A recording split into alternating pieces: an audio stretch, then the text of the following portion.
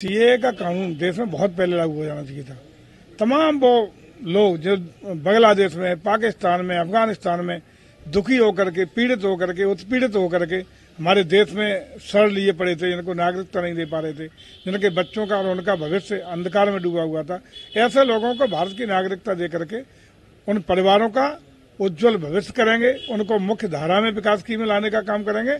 ये कानून बहुत महत्वपूर्ण था, लोक हित में था, जनहित में था, राष्ट्र हित में था, जिसको चिर प्रतीक्षित कानून को लागू करके आदरणीय मोदी जी ने, अमित शाह जी ने देश पर उपकार करने का काम किया। इस निर्णय के लिए पूरा देश उनका धन्यवाद ज्ञापित कर रहा है और उनको बधाई देने का काम कर रहा है। विपक्ष का लेकिन ये कहना है कि सीए या एनआरसी इस तरह के जो तमाम मुद्दे हैं, ये कहीं ना कहीं मूल मुद्दों से ध्यान भटकाने के लिए इस तरह के मुद्दों को सामने लाया। देखिए, विपक्ष के पास इस समय कुछ बचा नहीं है, हतोत्साहित है, कुंठा में है, परेशान है, क्योंकि उसको लग रहा है कि पूरे देश का प्रचंड समर्थन, प्रचंड आशीर्वाद आदरणीय मोदी जी के 10 साल के कार्यकाल को लेकर बना हुआ है। देश की जनता ने, जन जन ने, हर वर्ग, धर्म और जाति के लोगों ने एक निर्णय ले लिया है कि तीसरी बार राष्ट्र हित में, देश हित में विकसित भारत बनाने के उद्देश्य के साथ, उस परिकल्पना को पूरा करने के उद्देश्य से तीसरी बार देश की बागडोर आदरणीय मोदी जी को देश सौंपने जा रहा है। इसलिए विपक्ष हतप्रद है, परेशान है और चौराहे पर खड़ा है, निर्णय लेने पर करे क्या, तो वो जरूर इस तरह की बातें वो करने का काम कर रहा है। अखिलेश यादव वही ये बात कह रहे हैं। अखिलेश जी बड़ा कुंठा में मुझे लगता है आजकल। अखिलेश जी को देखना चाहिए, देश जा रहा है विकसित भारत बनने की ओर, देश जा रहा है दुनिया की तीसरी अर्थव्यवस्था बनने की ओर, देश जा रहा है विश्व की सामरिक रूप से ताकत बनने के रूप में, विश्व जा रहा है विश्व गुरु, हमारा देश जा रहा है विश्व गुरु बनने के लिए।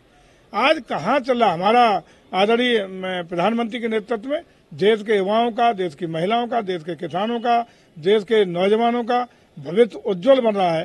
रोजी रोटी के साधनों, नौकरियों की बात हो, अपने लखपति दीदी बनाने की बात हो, गांव में उज्ज्वला गैस पहुंचाने की बात हो, घर घर पक्का आवास देने की बात हो, तमाम जन कल्याणकारी और लोक कल्याणकारी योजनाओं को पहुंचा करने की बात हो, देश का इंफ्रास्ट्रक्चर डेवलप होकर के विश्व पटल पर छा जाने की बात हो, आज भारत सबसे तेज गति से बढ़ती हुई अर्थव्यवस्था बनने की बात हो, आदरणीय मोदी के नेतृत्व में जिस तरीके से लंबी छलांग विकास की लगाने का देश ने काम किया है, पूरा युवा, पूरा देश आज प्रभावित है और मोदी जी को तीसरी बार बागडोर देने का काम कर रहा है। एक बड़ा सवाल है सर, हालांकि काफी बड़ी खबर मानी जा रही है, इसको लोग देखिए, न्यायालय के जो भी निर्णय होते हैं, न्यायालय संवैधानिक रूप से स्वतंत्र रूप से काम करते हैं। जो भी निर्णय न्यायालय का आता है उसका स्वागत है और जो भी निर्णय आया है या आएगा उसका सरकारें परिपालन कराने के लिए बाध्य हैं। एक आखिरी सवाल सर रहेगा, भारतीय स्टेट बैंक करके एक बड़ा झटका मिला। क्या झटका है? न्यायालय के आदेश का पालन सारे लोग करेंगे, मैंने पहले ही कहा है।